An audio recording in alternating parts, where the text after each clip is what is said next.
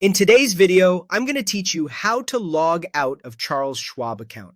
Whether you're finishing a session at home or wrapping up on a shared computer, logging out properly keeps your financial information protected and your session secure. On a desktop or laptop, the process is straightforward. When you're done using your account on the Schwab website, move your attention to the top right corner of the page. That's where the account controls live. If you see a logout option right there, click it. In some layouts, you might see your profile name or an account menu instead.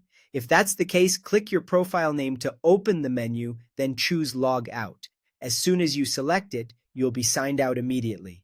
You should land on the sign-in page or see a confirmation that your session has ended. That's your signal that the account is closed and no one else can access it from that browser window.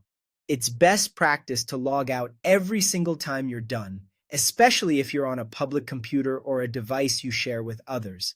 Don't rely on just closing the browser or the tab. Browsers can sometimes keep sessions active, and features like Tab Restore or the back button might briefly surface cached content. Clicking Log Out is the only reliable way to end the session on Schwab's side.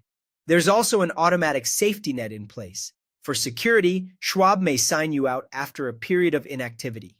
If you step away for a while, you might return to find that your session has expired and you're back at the sign-in screen. That's normal and designed to help protect your account. If that happens, simply sign in again to continue. Keep in mind that unsaved activity won't carry over after an automatic logout. So it's always a good idea to finish what you're doing and log out intentionally when you're done.